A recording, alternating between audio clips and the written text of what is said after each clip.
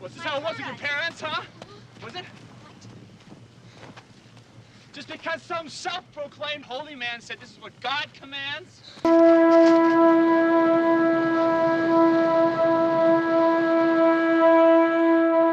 It's ruined. Horror movies can deliver scares through various means: gore, zombies, the paranormal. However, there is something particularly terrifying about cults, a group of people coming together to worship a dark higher power, usually doing anything it takes to appease the dark entity, even sacrificing innocent lives. Coming in at number 5, Rosemary's Baby.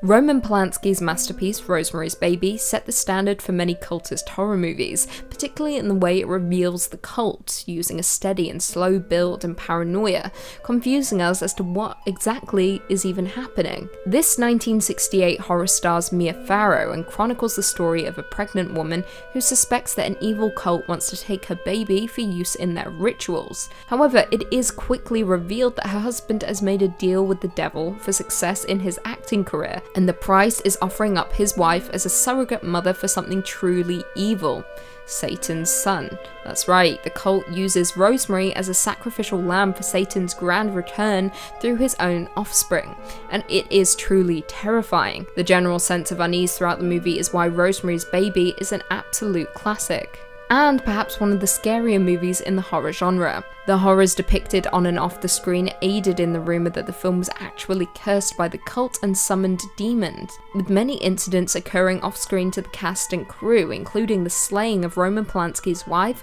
Sharon Tate, at the hands of the Manson family.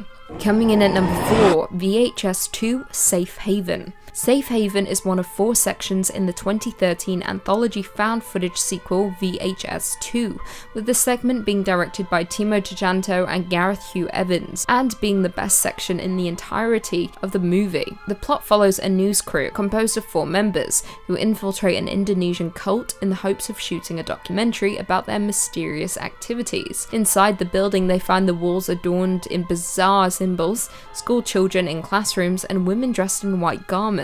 One of the crew, Malik, then overhears that his fiancée Lena is pregnant with another crew member's child, Adam. Things then descend into total madness. The deeper the crew go inside the building, with Lena being abducted by several women, with the cult hunting down the crew members for sacrificial reasons. Now, with only 29 minutes to play with, Evans and Tjahjanto don't hold back, not even for a second, with the segment being insanely action-packed and gore-filled from start to finish. Not to mention it builds to an insane, gore-soaked climax that will shock the audience. The cult are successful in their demon summoning, with the beast making its grand appearance towards the final moments of the movie, and it does not disappoint. Bringing us in at number 2, Happy Science. Happy Science, well, its name definitely doesn't reflect the tone of its actual nature. In fact, as far as terrifying modern cults go, Happy Science is probably near the top of the list. An absolute mishmash mashup of world religions, from New Age hocus pocus to far-right nationalism. The leader of Happy Science, a man named Raihuo Akawa, claims that he's a supreme being called El Kanter, a combination of Jesus Christ, the Buddha, and the Prophet Muhammad. Formed in 1986 by the former salaryman, Akawa initially called the group the Godlight Association. His pursuit is to create a 9-dimensional heaven, whatever that may be, with himself at the head of the whole cult of personality shenanigans. Here's the kicker though, the group claims to have over 12 million members worldwide, and have also founded their own political wing called the Happiness Realization Party. And here's the crazier part, this group advocates violent Japanese nationalism, denying historical atrocities and advocating for war between China and North Korea. Let's hope they stay just a cult, right? And finally, at our number 1 spot, NXIVM. If you're wanting to find a modern cult that is incredibly recent, then look no further than NXIVM. According to their website, NXIVM is a company whose mission is to raise human awareness, foster an ethical humanitarian civilization, and celebrate what it means to be human. Well, apparently that translates to being at best an abusive pyramid scheme, and at its disgustingly worse, a human trafficking operation and sex cult subsidized by expensive brainwashing. NXIVM and its owners have been indicted on several federal charges, including sex trafficking, and have been accused of being a recruiting platform for a cult operating within it, variously known as DOS or the Vow, where women members in particular were forced into sexual slavery and physical abuse. It's a disgusting modicum of the abuse of power demonstrated at the expense of vulnerable individuals. The cult was found in 1998 by Keith Raniere, who through several decades of deception managed to coerce over 17,000 under the organization's influence. This has included a huge amount of celebrities, actors, actresses, models and other public figures. The lid was fully blown open in March 2018 when Raniere was arrested and federally indicted, shortly followed by other important figures in the cult. Well, they go to trial in October 2018. Coming in at number 3, we have Children of the Corn. Children in horror movies are already creepy, but put them in a cult composed solely of children, then you have a recipe for absolutely terrifying scares. Children of the Corn, based on the book of the same name by Stephen King, is a supernatural folk horror starring Linda Hamilton and Peter Horton, and is set in a fictitious rural town of Gatlin, Nebraska. The film tells the story of a malevolent entity referred to as He Who Walks Behind the Rose, which entices the town's children to ritually murder all the town's adults and a couple driving across the country to ensure a successful corn harvest. As the couple arrive in the small, seemingly abandoned town, they discover the congregation of children led by a girl named Rachel, with them performing a cultural birthday ritual for Amos by drinking his blood from a pentagram-shaped cut on his body. Amos has turned 19, therefore is considered old enough for his passing, joining their god in the cornfield. Now, while the movie as a whole was a little disappointing, it does deliver on the horrors of cults. Not to mention there were 7 sequels, with the first being far superior. The cult movie in turn gained a cult following, with it being a hit among movie lovers. Coming in at number 2, we have Hereditary. One of 2 Ari Aster movies on our list, Hereditary was a surprise horror movie, with the reveal of its cult being kept a secret for much of the movie, making it incredibly unexpected when it begins to unfold. Released in 2018, Hereditary is Ari Aster's directorial debut, with it starring Toni Collette and Alex Wolff as a family haunted by a mysterious presence after the death of their secretive grandmother. However, what begins as a sober family drama very quickly descends into a crazy supernatural horror. What begins as a slow burn quickly catapults into a disturbing horror after an incident involving the family's son and daughter, leaving viewers covering their mouths. As a result of the incident, the mother, Annie, is forced to turn to a support group member, Jones, for support, learning ways she can contact the realm of the supernatural. However, this has devastating consequences, with her awakening something that should never have been awoken. Viewers very quickly learn that a demon-worshipping cult are the true causes of the family's misery and pain. Worse still, Ari Aster plants Easter eggs throughout the movie as a way of warning us of things to come. However, saying that, most of us may have missed these subliminal messages, but what I can say is, the wall-crawling demon was revealed long before the last 30 minutes of the movie, with the cult being there all along, watching the family and waiting for their moment. The cult in Hereditary are worshippers of Paimon, one of Lucifer's most obedient devotees, who rules 200 legions of angels, and is connected to the Tree of Death, hence why the treehouse in Hereditary is so important. The summoning of Paimon is gradual throughout the movie, but when he finally arrives and seeks solace in the body of one of the characters, well, it's enough to send shivers down anyone's spine. And finally, coming in at number 1, we have Midsommar. There are a few things more terrifying than a cult in horror movies. A group of people devoted to a dark high power who will do absolutely anything to appease the deity. No movie displays this as effectively as Ari Aster's Midsommar. Released in 2019, Midsommar is a folk horror film starring my queen, Florence Pugh, and follows a group of friends who travel to Sweden for a festival that occurs once every 90 years, only to find themselves in the clutches of a pagan cult. Now, unlike Ari Aster's Hereditary, Midsommar lays out its intentions from the very start of the movie. The movie kicks off with Dani discovering the death of both her sister and parents, with the incident putting a strain on Dani's relationship with her already distant boyfriend Christian. Not long after, she learns that Christian has planned a trip to Sweden with his friends to attend a midsummer celebration at an ancestral commune, so the group packs up and heads out. Things very quickly descend into madness, with the group arriving and being met by a large group of white cult members in a very peculiar white outfit, with Dani realizing that something isn't quite right here. However, her concerns are proven correct when 2 commune elders die by senicide via leaping from a cliff top, When the male elder survives the fall, the cult mimics his wails of agony and crushes his skull with a mallet. Yeah, things aren't fun in Sweden right now. Now, without ruining much more for those who haven't watched it yet, the cult does what is necessary to summon the dark higher power that they worship, with the American tourist being used as a sacrifice for the demon. Now, more interesting still, while this movie isn't entirely based on a real cult, director Ari Aster does describe it as a stew of sorts. I quote, "We're drawing from actual Swedish traditions. We're drawing from Swedish folklore. We're drawing from Norse mythology."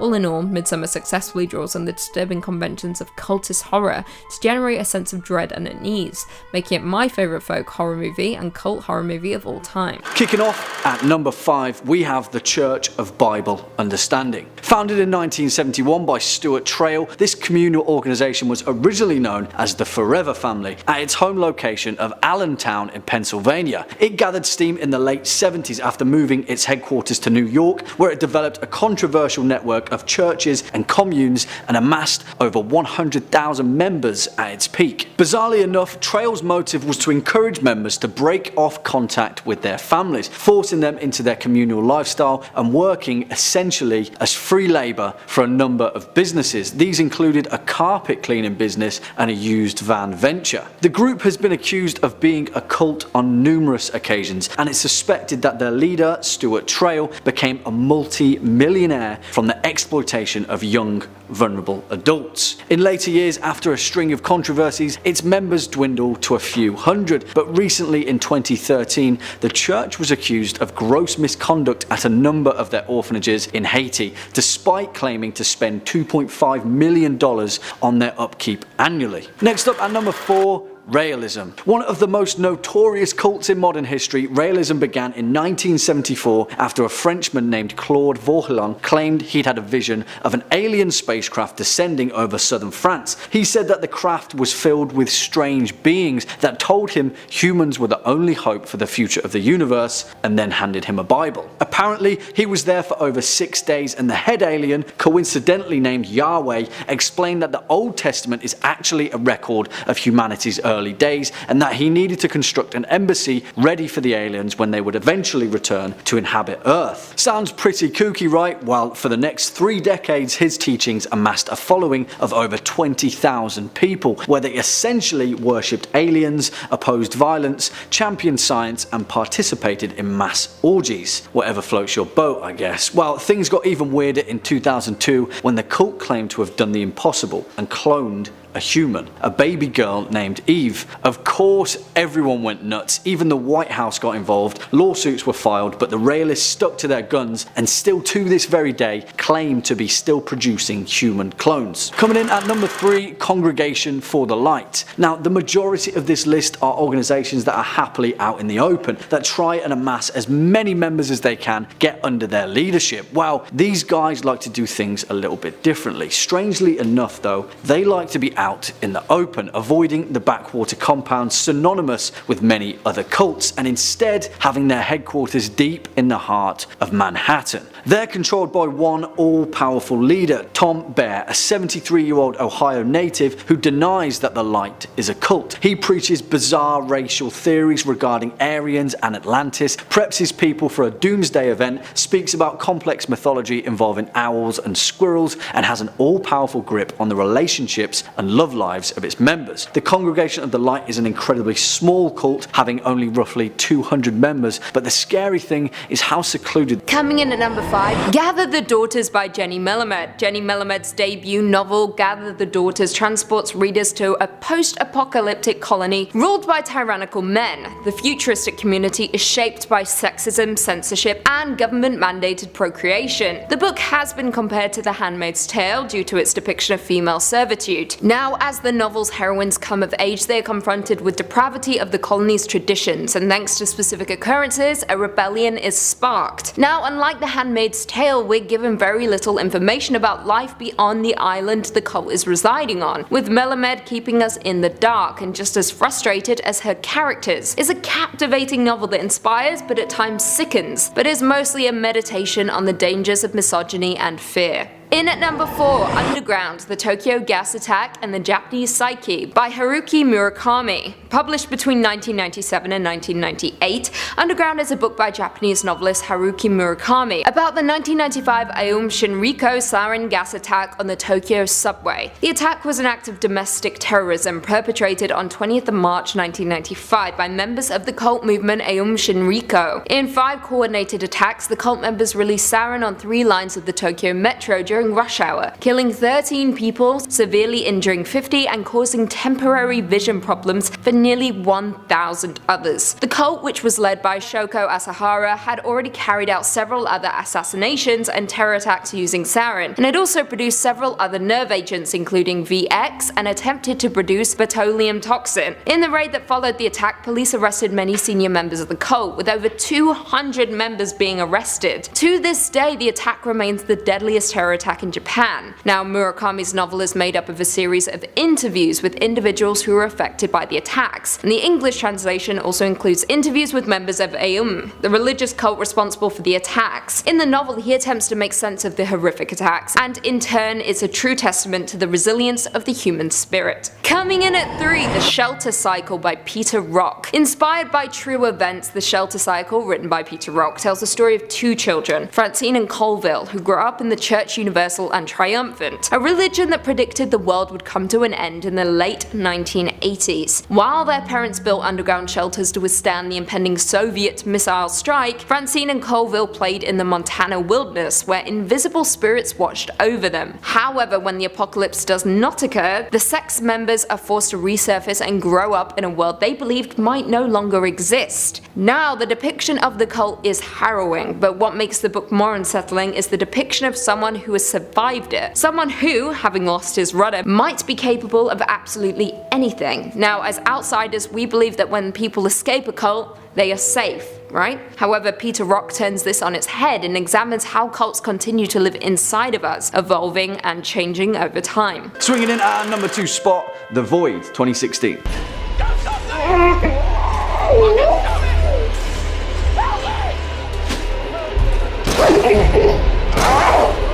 And it was only a matter of time before a Lovecraftian tentacle-worshipping sect of hooded cosmic void priests showed up, right? After all, isn't that what you came here for? Now, for the most part, 2016's The Void is an incredibly underrated horror movie, but as far as cults go, it's perhaps one of modern horror cinema's very best, and it does that with only a few handful of scenes, all of which are equally terrifying and equally awesome, may I add. If what you want from a cultist depiction of horror cinema is an ominous cabal of hooded figures holding torches on the horizon with the intention of summoning forth the end of all things through tentacled deities, dark skies and vistas of black pyramid empires, then look no further, because 2016's The Void is exactly that. Written and directed by Steven Kostanski and Jeremy Gillespie, we've covered 2016's The Void quite a few times on this channel, so we won't harp on too much about its artistic merit and rightful place as one of the best horror movies of this decade. But for those of you that haven't seen it, The Void is pretty straightforward in its execution. Cosmic void cult takes over a small town. No one, including the audience, realizes that. Survivors get trapped in the local hospital, slowly getting picked apart as a metaphorical and literal box of tentacled horrors gets unleashed. If you came for cults, The Void has them in spades. Give it a watch.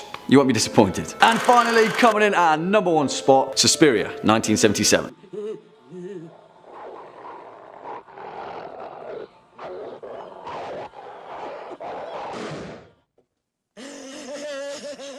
And whilst technically not a cult in the conventional sense, as it's a coven of mystical and mortal witches wrapped up in a supernatural conspiracy, there's no denying that perhaps the most perfect unravelling of an occult mystery in horror cinema comes within the beautifully vivid and equally horrifying events of Dario Argento's giallo masterpiece, Suspiria. Written and directed by Dario Argento and partly based on Thomas de Quincey's 1845 essay Suspiria de Profundis, this film is a mystery wrapped up in an enigma, stacked with symbology from the off, as well as also being one of the most visually pleasing horror movies of all time. But more importantly, it defined an entire age of horror fans and warned them to always check the credentials of the establishment the next time you sign up for ballet lessons. There are so many twists and turns in this film that I feel I won't be spoiling it by telling you there's a cult somehow involved, because although part of the experience is in the slow unraveling of the events of Suspiria, from the off you know that something is up with the Tanz Dance Academy, and that's pretty much established in the film's opening moments. What sets this particular strange establishment apart though is the pure ancestry that Suspiria alludes to. How far deep is this coven rooted? How vast is its network?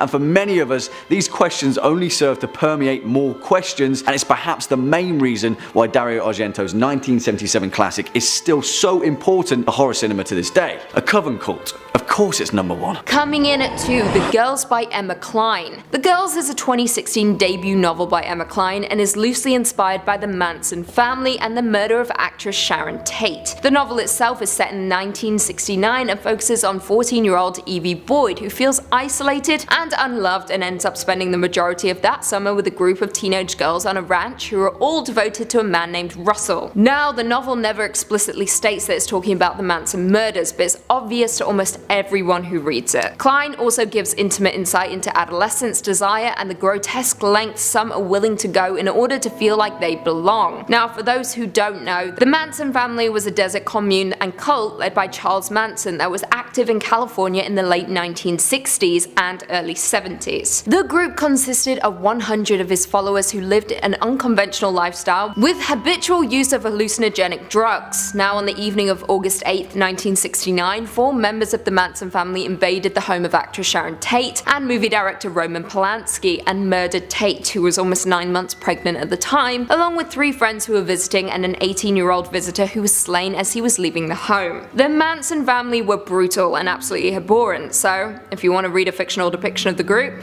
check out The Girls. And finally, coming in at number 1, Jonestown and Other Madness by Pat Parker. Now, backstory before we get into the meat of the book by Pat Parker. On November 18th, 1978, a total of nearly 918 people died in a settlement at the nearby airstrip in Port Kaituma and at a temple-run building in Georgetown. Now, the People's Temple Agricultural Project, better known by its informal name, Jonestown, was a remote settlement established by the People's Temple, a cult under the leadership of Jim Jones. In total, around 909 individuals died in Jonestown, all but 2 from apparent cyanide poisoning in an event that has been referred to as a revolutionary suicide by Jones and some of his cult. Now, let's track back. Jones had founded what became the People's Temple in Indiana in the 1950s, then relocated his congregation to California in the 60s. In the 70s, however, following negative media attention, the preacher moved with around 1,000 of his followers to the Guineas jungle, where he promised a utopian community. That is not what they received, because as aforementioned, on the day of November 18th, 1978, US Representative Leo Ryan, who had gone to Jonestown to investigate claims of abuse, was murdered along with 4 members of his delegation by Jonestown gunmen. That very same day, Jones ordered his followers to ingest poison-laced punch, while armed guards watched on. Now, in the book Jonestown and Other Madness by Pat Parker, she examines the rise and fall of the charismatic-turned-murderous preacher Jim Jones. As a celebrated lesbian feminist poet, Pat Parker's collection is a gripping reflection on the way race, class, and gender played into Jim Jones's sadistic slaughter of his congregation. Throughout the book, she challenges us to reflect on how easily we accept answers given to us in the wake of a tragedy. Number 2 on this list is Clary Ashman. Clary, as many followers of cults are, was poached at a young age and just found herself involved in something that she never wanted to be a part of. The list verse says, Claire Ashman grew up in the very traditional Catholic society of St. Pius X. When she left her family and started life outside the strictly Latin faith, she was confused and unsure of herself. In many ways, she was clueless and uneducated by her family. That explains why, when she turned 15, she was not aware that it was creepy for a 27-year-old man to show interest in her. Unfortunately, without healthy relationships for her to learn from,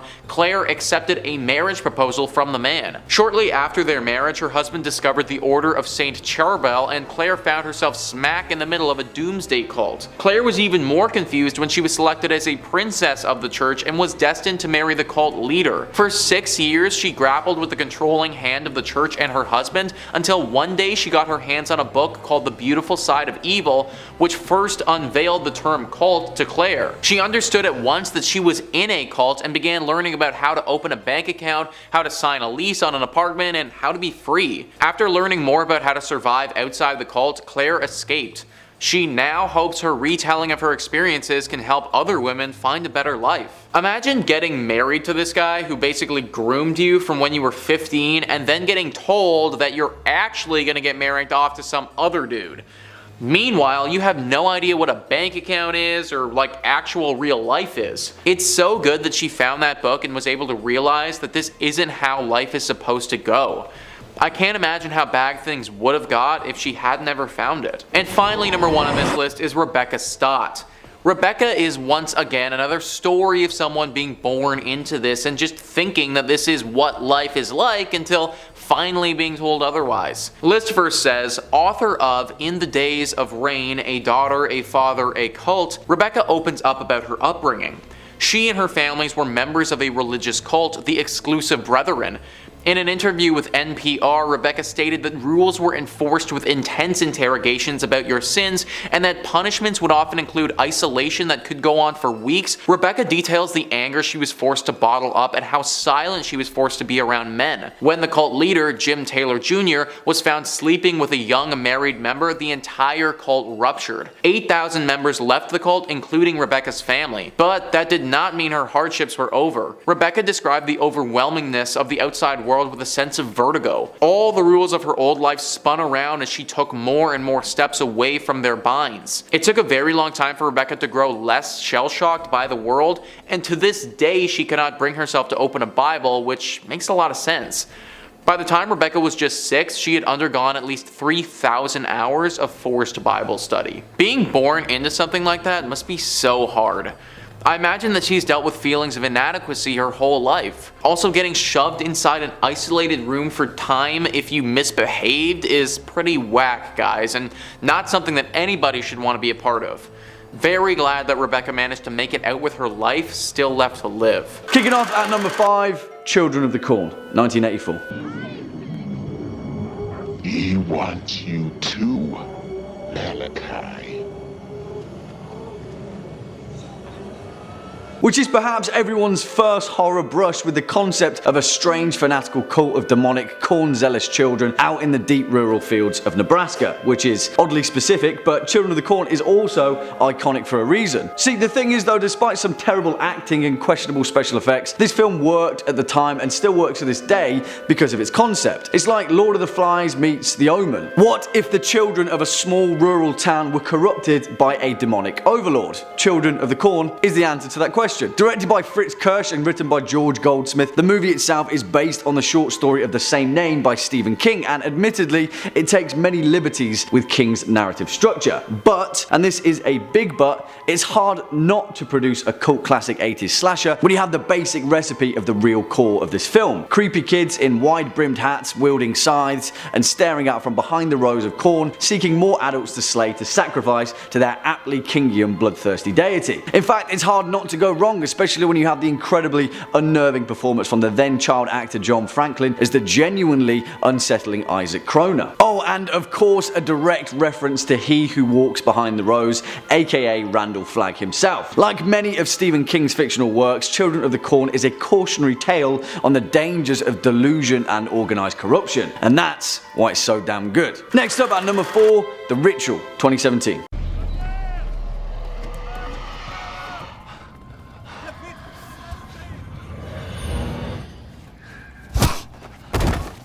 And whilst that scene was absolutely hilarious in an otherwise horrifying movie, it doesn't water down the fact that the bizarre Jotun cult in 2017's The Ritual is one of the most original and downright disconcerting depictions of a fanatical band of sacrificial followers in recent times. And all it took was an immortal, mythological Scandinavian troll god and all of his faithful withered followers to set the scene. If you haven't seen 2017's The Ritual, then there may be a few spoilers already lurking in this list, but as far as modern horror movies go, The Ritual sets itself apart with its wholehearted originality, but more importantly, it's a resounding formula of misdirection and confusion, because nothing says horror than uttering the phrase, "What the hell is going on and who are these creepy folks nailing people to trees?" Directed by David Bruckner with a screenplay from Joe Barton, 2017's The Ritual is a tale based on the novel of the same name written by Adam Neville. And although the movie takes a few liberties in terms of narrative structure, the visual representation of an ancient forest in northern Sweden lends itself incredibly well to the mythological mystery that it permeates. You see, it works because we don't really need to know how or why this ancient forest is populated by a bunch of Jotun worshipping fanatics. We just need to get out of said forest and survive. And that makes for some terrifying horror viewing. Coming in at number 3,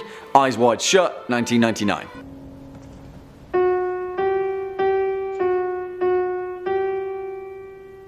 have the password, please? Which is perhaps the most traditional depiction of horror movie cults on this list, because there's nothing quite as visually iconic as a dimly lit room and a bunch of cultists dressed in flowing robes and porcelain masks, right? And for many people, Eyes Wide Shut is perhaps the quintessential cultish cautionary tale that very aptly spells out the fact that you should always be careful what you wish for, particularly if you're Tom Cruise. And it's also important to note that this film has caused so many conspiracy theories since its release in 1999 that it's pretty much considered to be a cult in its own right. But I'll leave that one down to your own interpretation. Written and directed by the legendary Stanley Kubrick in his last ever film before his death, Eyes Wide Shut tells the tale of a curious doctor who slowly finds himself roped in with a mass secret society that has a thing or two for theatrics after discovering that him and his wife are going through a few crises of fidelity, to say the least. The thing is, there is so much to this movie that you can take the cult that comes with it in many different fashions. Depending on how you see the inner workings of the background of this movie, it may just be a bizarre tale of adultery and lust, but sometimes if you look deeper, switching the lens as we can often do with Kubrick's cinematic works, you'll see suspicion in every background actor and in every out of place frame. You'll see moments of deception, human sacrifice, ritualistic symbology. This film really is that good, and whilst the proverbial cult isn't as explicit as in other films, Eyes Wide Shut is perhaps the starkest depiction of a very human conspiracy. Number 5 on this list is Sarah Edmondson. Sarah Edmondson is a Canadian actress who's known for her roles on The Vow, Geronimo Stilton, and At Home in Mitford. She's also known for having been part of a cult. Listverse says, Sarah Edmondson, a young actress, had been searching for a newfound purpose in her life when she boarded a cruise designed to explore spirituality. She did not know that it was a front for the infamous cult NXIVM, nor did she know that it would dictate the next 12 years of her life. During her time in the cult, she climbed the ladder into a position that gave her immense wealth. The power she found herself in was exciting, and it was not until she was inducted into the secret subgroup of the cult that it didn't feel like a positive experience. When she was branded with the letters of the founding members of the cult, she decided that she'd had enough. She became a whistleblower on the cult, drawing worldwide attention to the famous actors and actresses involved in the pyramid scheme and trafficking cult. Sarah Edmondson went on to write a book, Scarred, but it's a bit troubling.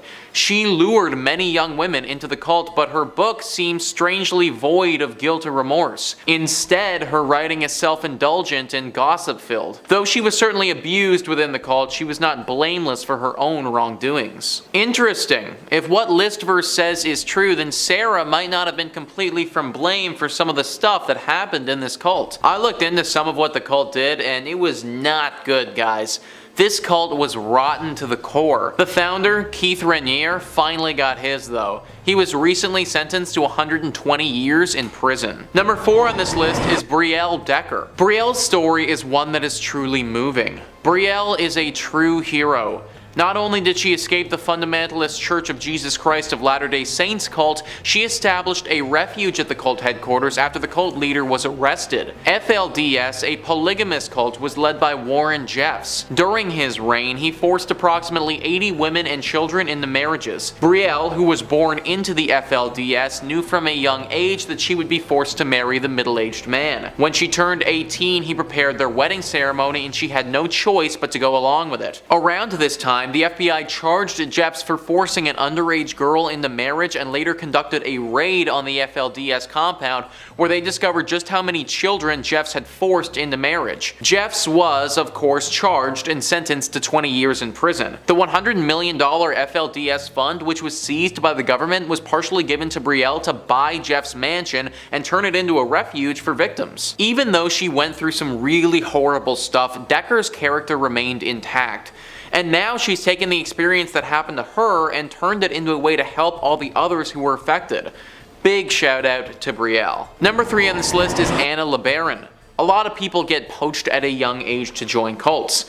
It's pretty easy to do that poaching if you can start from birth. Anna LeBaron's father, Irville, was the leader of a cult that's been linked to over 20 murders. Her father had 13 wives and over 50 children between them all. Anna, in the book that she's written called The Polygamist's Daughter, details how she and the other children were made to feel isolated and were forced to work 12-hour workdays. Her father was wanted by the FBI for organizing the murders of over 10 people. He was eventually captured, but even after his just capture his followers to continue to kill. He had made a master kill list and his devout troops were following it. Luckily, at the age of 13, Anna was able to escape with the help of her sister. She went on to go to college and live a relatively normal life, which is kind of crazy to think about considering how her existence started. Number 5. The Manson family. Starting out with the most famous of the cults on this list, we have the group of young people who fell under the spell of Charles Manson in the late 1960s in California, USA. Charles Manson was in and out of prison for most of his life before settling in San Francisco and beginning to establish himself as a guru during the height of the Summer of Love hippie culture. Using some elements from the philosophy of the Process Church of Final Judgment, who believed that at the end of the world, Jesus and Satan would join forces to judge humanity, Manson formed a group of mostly young women, teaching them that they were reincarnations of the original Christians and that he was Jesus Christ. In a converted school bus, the group made their way to Los Angeles, where Manson preached and continued to grow his group of followers. They stayed in the home of Dennis Wilson of the Beach Boys for a time, before eventually moving them to an old disused western movie set, Spawn Ranch. In exchange for the company of the many female followers, the owner of the ranch, George Spawn, allowed Manson and his growing family to stay at the ranch free of charge. Manson began using his followers for extortion, taking a music teacher who they believed had inherited a large fortune hostage in his home and demanding that he join the cult and turn over the money. The man maintained that they were mistaken, and Manson attacked him with a sword before having one of his followers finish the job. In the cult's most famous incident, Manson sent 4 family members to the home of Hollywood actress Sharon Tate with instructions for them to end the lives of Tate and her 4 guests who were staying with her. The next night, these family members were joined by 3 others and brought by Manson to the home of Leno and Rosemary LaBianca, where they broke in and tied up the 2 residents at Manson's instructions. He then ordered them to dispatch the victims and left. Although it hasn't been conclusively proven, the Manson family are believed to be responsible for at least 15 other people, with Manson himself claiming at one point that he was responsible for 35 total deaths. Manson was apprehended and put on trial along with the family members who had carried out his orders, but the trial showed just what a hold Manson still had over his family. Family members showed up outside the courthouse where they held a vigil while armed with hunting knives. They threatened witnesses, setting fire to one man's van while he was still inside it. The trial itself was also a wild time, with one of the defense attorneys who Manson disagreed with going missing and being discovered murdered, and Manson at one point leaping over a table to try and attack the judge while the other defendants began chanting in Latin. Manson and the murderous family members were sent to prison in 1971. Manson remained in prison until his death in 2017. Number 4. Aum Shinrikyo. This Japanese doomsday cult started out as a simple yoga and meditation class, which was founded by Shoko Asahara, using his bizarre interpretations of various forms of Buddhism, Hinduism, Christianity, yoga, and the works of Nostradamus. In 1992, Shoko published a book that claimed that he was not only Christ, but Japan's only enlightened master. He claimed that he had the ability to take away the sins and bad deeds of his followers and transfer spiritual power to them. As is the case in a lot of cults, he claimed that doomsday was fast approaching and that everyone except his followers would be killed.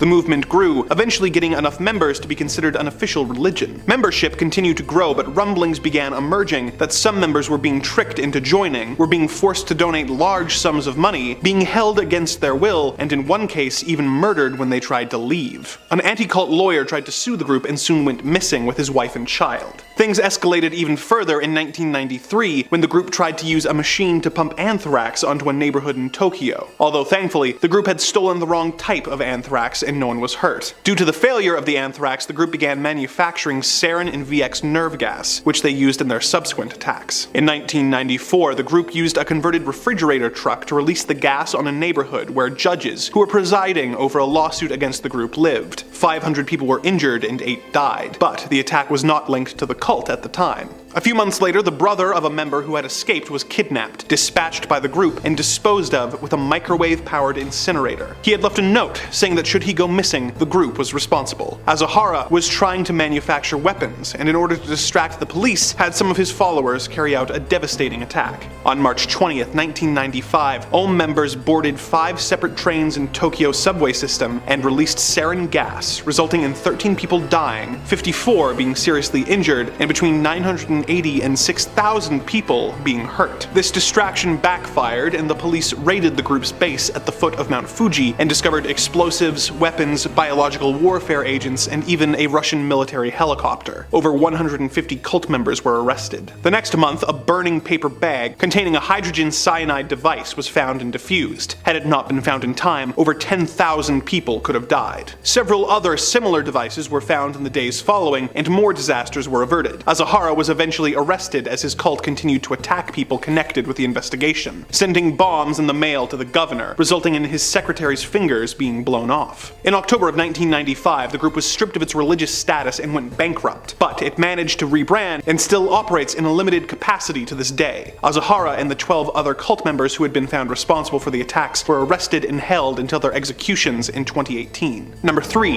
Heaven's Gate. Not to be confused with the 1980 Western that flopped so hard that the director-driven film era in Hollywood was brought to an end. Heaven's Gate was an American religious movement founded in 1974 by Bonnie Nettles and Marshall Applewhittem, otherwise known as T and Doe. T met Doe while working at a hospital in 1972 when Doe was visiting a sick friend. Doe was really into biblical prophecy, and upon meeting the woman, felt that she was so familiar that they must have met in a past life. On the other hand, she claimed that aliens had told her that they would one day meet and that they had a divine mission to accomplish. You know, just like the Blues Brothers. The two studied religious and science fiction texts together, eventually coming to the logical conclusion that Doe was a reincarnated Jesus and that they had been chosen to fulfill the prophecies of the Bible, and that they had been given higher level minds than most folks, and were the two witnesses described in the book of Revelations. They were pretty sure that they would die and be resurrected, at which point a UFO would show up and take them away. They had trouble getting followers until they began advertising meetings where they claimed that aliens wanted volunteers for an experiment, which would result in the subjects being brought to a higher evolutionary level. They recruited over 100 members who they traveled the country with before becoming reclusive. Bonnie Nettles, aka T, died of liver cancer in 1985, and Marshall Applewhite, aka Doe, became the sole leader of the group.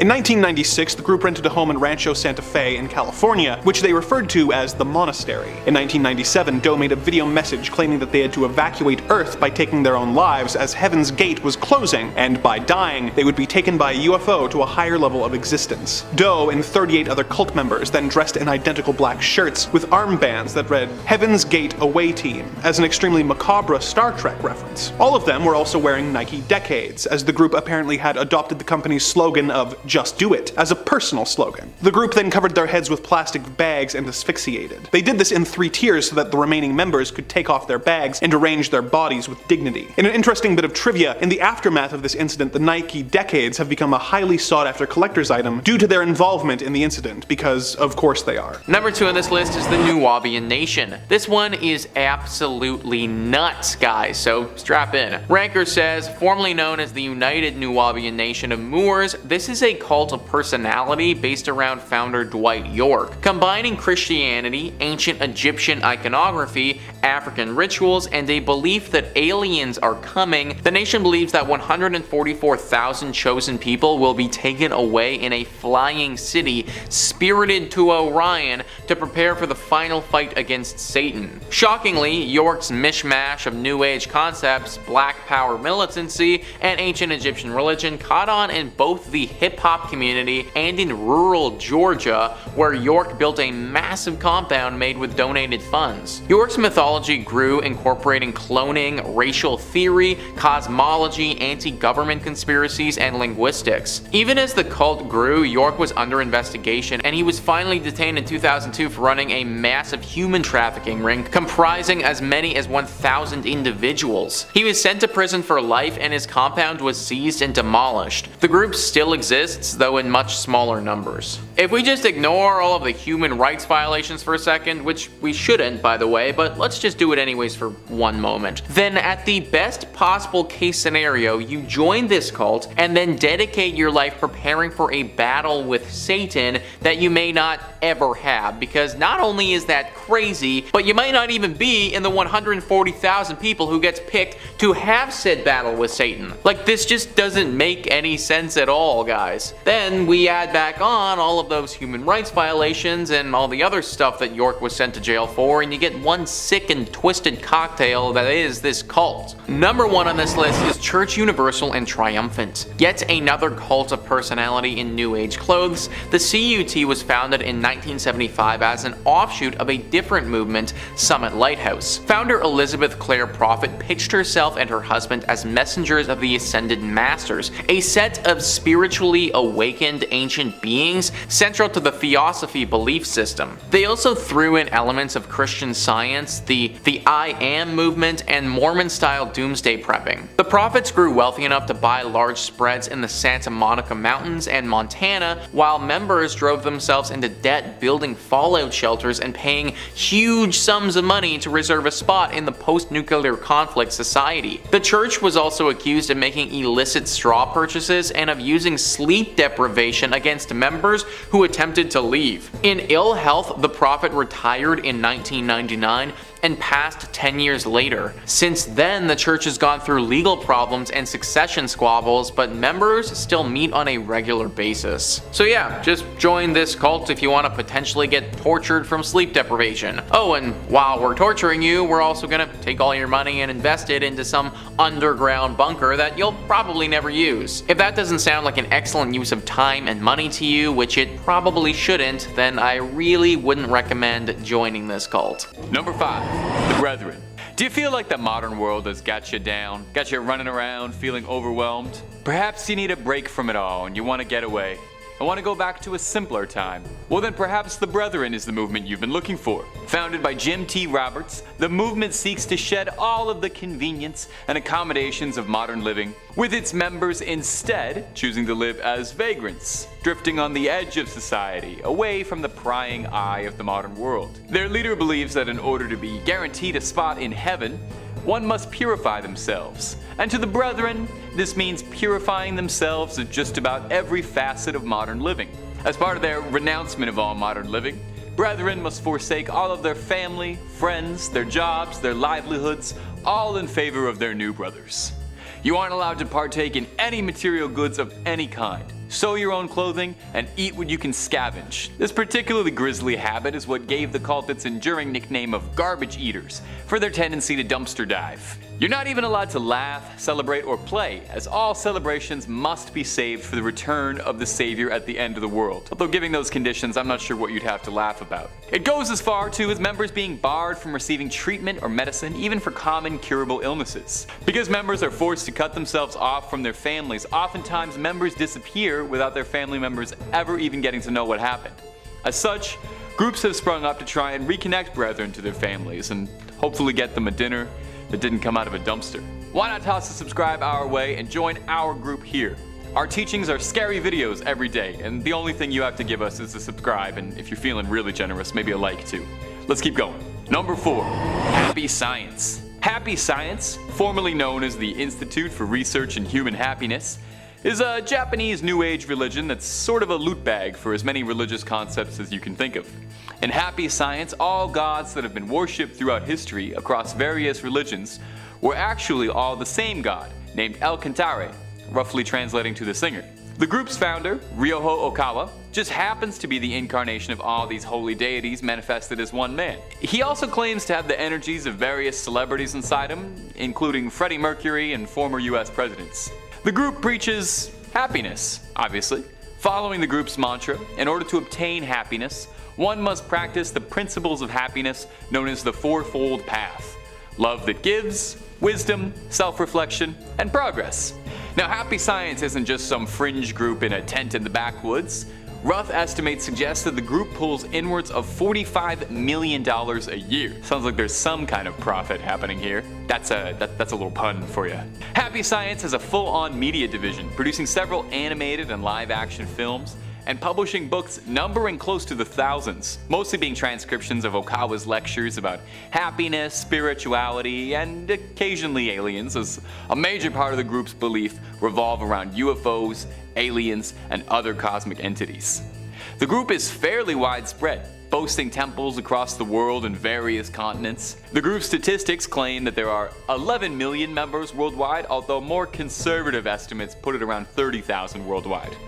Regardless, Happy science is something that's clearly making a lot of people happy. Number 5 on this list is Happy Science. Kind of a fun name that they have there for sure, but maybe not the funnest of cults. Ranker says if you're looking for a mashup of world religions, New Age, hokum, far-right nationalism, and infrastructure spending, then Japanese cult Happy Science is for you. It was founded in 1986 by Ryoho Okawa, a former salaryman who was enraptured by a group called the Godlight Association. He soon formed his own cult of personality called Science of Happiness and changed its name to Happy Science a few years later. Okawa believes he is the human incarnation of a supreme being called El Kanter who combines Christ, Buddha, Muhammad, and every other prophetic deity to create a 9-dimensional heaven with him at the head. He's also created a massively complex mythology of New Age nonsense while simultaneously founding a political wing called the Happiness Realization Party. Here's where the strangeness goes into overdrive though, as his party advocates a vicious Japanese nationalism devoted to denying historical cruelties, advocating conflict with China and North Korea,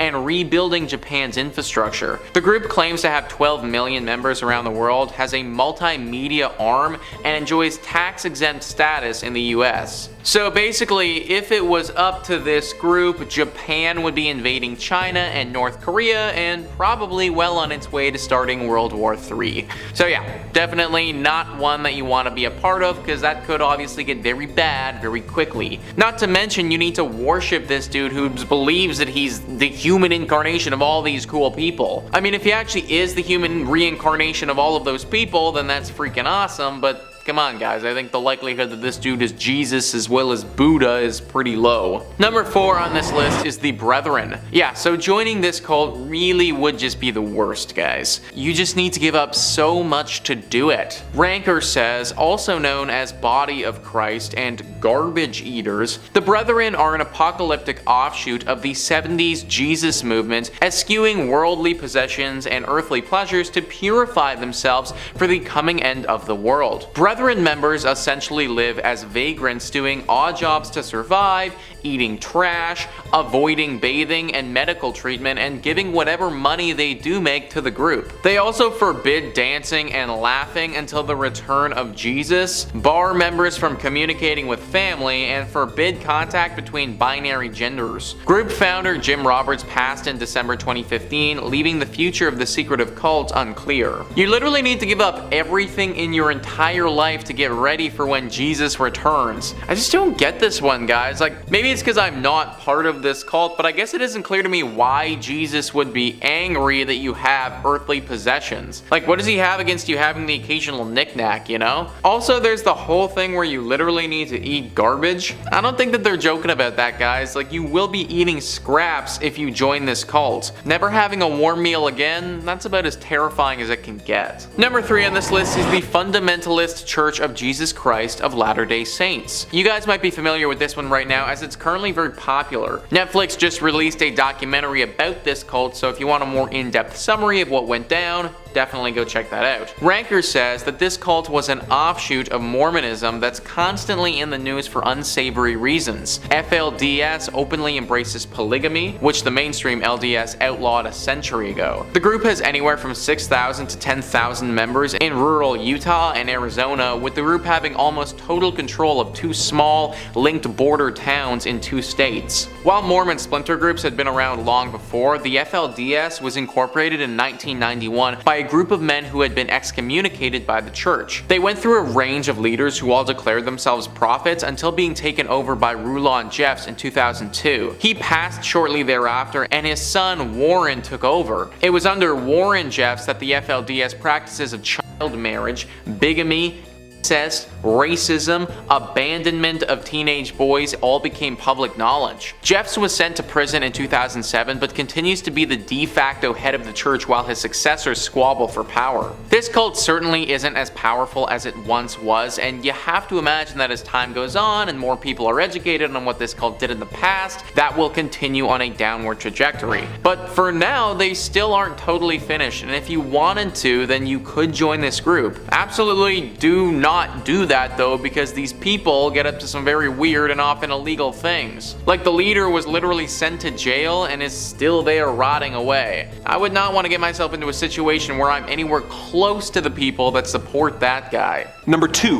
the People's Temple Agricultural Project. Founded by Jim Jones in Indiana in 1955, the People's Temple preached that those who remained drugged with the opiate of religion had to be brought to enlightenment with socialism. Of course, this wasn't the fun Bernie Sanders socialism where everyone gets to go to college. Jordan's main influences were people like Chairman Mao and Joseph Stalin. He was driven out of Indiana due to having integrationist beliefs and went to California, where he became involved in local politics, helping George Moscone become mayor of San Francisco in 1975. As a result, Jones was made the chairman of the city's Housing Authority Commission, which allowed him to rub elbows with the wealthy and powerful. After some backlash from local newspapers and fears of a police crackdown, the group set up a commune in Guyana, which was a small and poor enough and independent enough country that Jones thought he would be able to easily get political influence and protection. With the approval of the local government, the group began building their commune, which they called Jonestown. He made a deal with the government that would allow hundreds of cult members to enter the country, but very difficult for them to leave. At its peak, Jonestown had about 900 people living in the small commune. Jones became more and more unhinged, controlling the media the group were allowed to consume, lest they be subjected to a movie that wasn't pro-Marxist. He made everyone in the commune work long shifts, 6 days a week.